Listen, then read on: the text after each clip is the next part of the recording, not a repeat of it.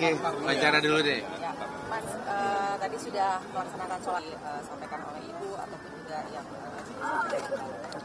Ya, alhamdulillah pada 1 Syawal 1445 Hijriah yang jatuh pada hari ini, Masjid At-Taufik atau Masjid Taufik Kemas seperti biasa setiap tahun kita menyelenggarakan sholat Idul Fitri berjamaah. Tradisi ini adalah tradisi keagamaan yang memang dianut oleh PDI Perjuangan sebagai partai nasionalis religius yang mengedepankan ide-ide pemikiran-pemikiran keagamaan dan kebangsaan dalam satu tarikan nafas. Idul Fitri 1445 Hijriah atau tahun 2024 ini memang perayaan Idul Fitri yang penuh makna, terutama makna di tengah bangsa Indonesia baru mengalami satu situasi politik nasional pasca pemilu legislatif dan pemilu presiden yang di dalam proses itu kita sama-sama menyaksikan bersama ada satu situasi yang memungkinkan ada perasaan-perasaan yang ada di dalam masyarakat kita yang perlu untuk menjadikan momentum Idul Fitri ini sebagai sarana untuk kembali ke fitrah kita masing-masing.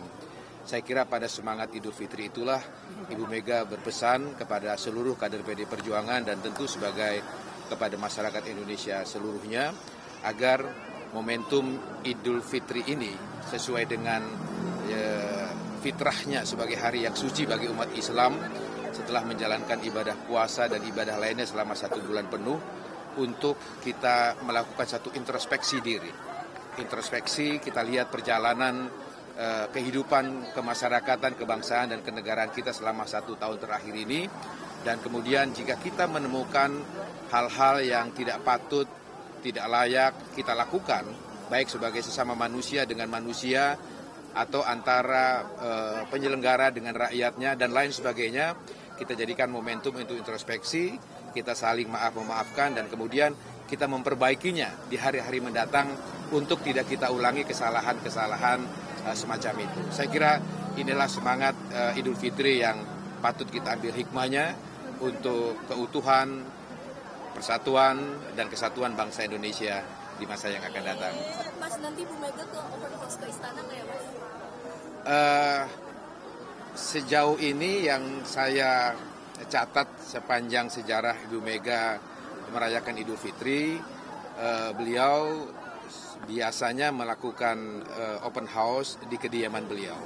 Ya, tetapi mungkin karena situasi seperti ini, open house yang beliau lakukan di rumah beliau di Teguh Umar 29 itu dilakukan secara terbatas, ya, artinya tidak mengundang secara terbuka layaknya pejabat-pejabat tinggi negara melaksanakan open house. setelah ini Mas juga nanti akan ke Teguh Umar? Ya, tentu semua keluarga besar DPP PDI Perjuangan dan kerabat-kerabat dekat saudara Ibu Mega, tradisi tahunannya kita bersilaturahmi berlebaran dengan Ibu Megawati Soekarno Putri. Rencananya jam berapa Mas nanti ke?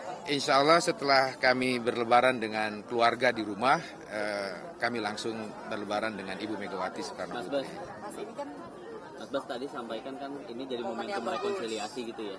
Nah itu apakah yang digaungkan selama ini bahwa akan ada pertemuan dengan kubu rival gitu, Pak Prabowo dan Ibu Megawati, sejauh mana itu?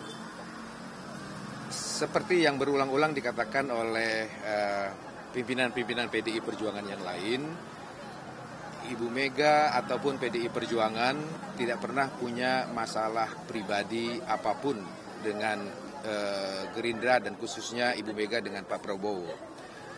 Hubungan pribadi antara kedua beliau itu sepanjang sejarah yang saya ketahui sangat baik hingga hari ini. Sehingga tidaklah tepat kalau dikatakan antara Ibu Mega dan Pak Prabowo harus melakukan rekonsiliasi karena tidak ada perpecahan di antara beliau berdua. Yang terjadi adalah sekedar kompetisi pemilu presiden, yang itu kita sudah sepakati sebagai satu sistem bernegara kita, bahwa setiap 5 tahun ada kontestasi pemilihan umum legislatif, pemilihan umum presiden, dan juga pemilihan umum kepala daerah. Kita harus menganggap hal itu sebagai satu hal yang lumrah, menjadi tradisi kita berdemokrasi. sehingga tidak pada tempatnya kalau kita harus mengatakan diperlukan rekonsiliasi antara Ibu Mega dan Pak Prabowo. Tetapi satu hal yang perlu kita ingat bahwa Undang-Undang Pemilu kita mengatur bahwa tahapan pemilu presiden itu masih belum selesai. Masih ada tahapan sengketa PHPU di Mahkamah Konstitusi.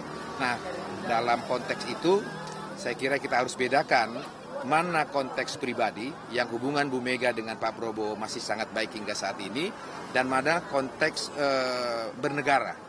Ya, dalam konteks pribadi tidak ada persoalan kapanpun mereka beliau berdua bertemu.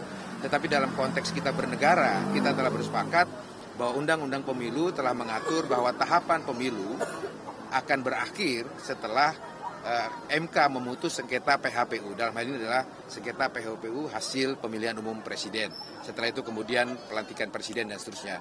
Saya kira mari kita tunggu momentum silaturahmi yang bersifat politik kenegaraan itu setelah PHPU di Mahkamah Konstitusi selesai. Tapi secara pribadi saya kira meskipun mungkin secara fisik belum bertemu antara hati Ibu Mega dan Pak Prabowo, saya kira sudah saling kontak batin di antara mereka berdua. Tapi sekali lagi mari kita ikuti aturan bernegara kita bahwa PDI Perjuangan masih menunggu hasil PHPU di Mahkamah Konstitusi yang prosesnya masih belum selesai. Tapi kalaupun bertemu Mas Bas nanti antara Bu Mega dan juga Pak Prabowo, ini apakah sinyalnya nanti PDIP ujungnya akan merapat ke pemerintahan atau belum tentu juga, Mas?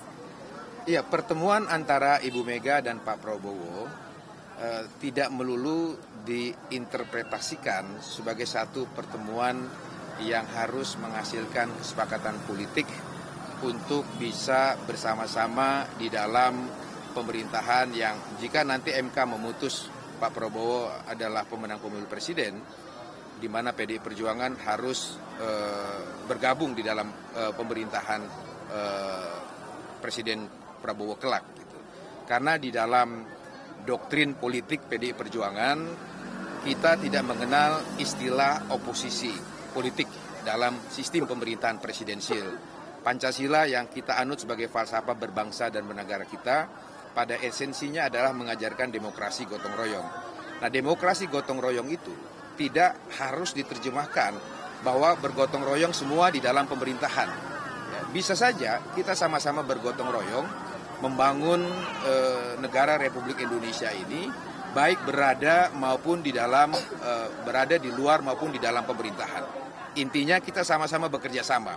Kalau kita di luar pemerintahan, maka kita akan bekerja sama dengan pemerintahan Prabowo kelak jika beliau dilantik menjadi presiden dari luar kekuasaan pemerintahan.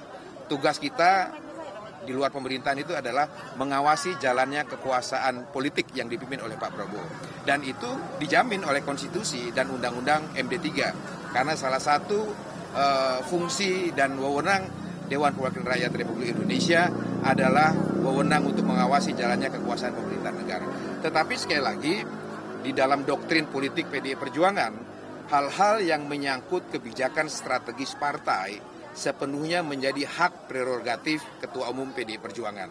Sehingga pada akhirnya kami kader-kader PDI Perjuangan, terutama kami di Dewan Pimpinan Pusat, akan menunggu bagaimana sikap politik terakhir yang akan Ibu Megawati Soekarno Putri putuskan kemudian.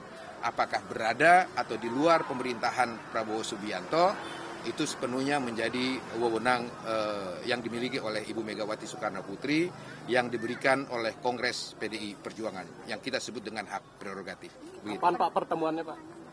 Ya? Kapan pertemuannya Pak?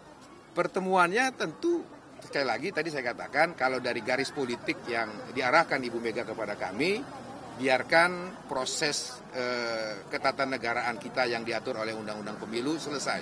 Apakah itu ukurannya? Ukurannya adalah keputusan Mahkamah Konstitusi tentang perselisihan hasil pemilihan umum presiden. Itu kita masih menunggu itu.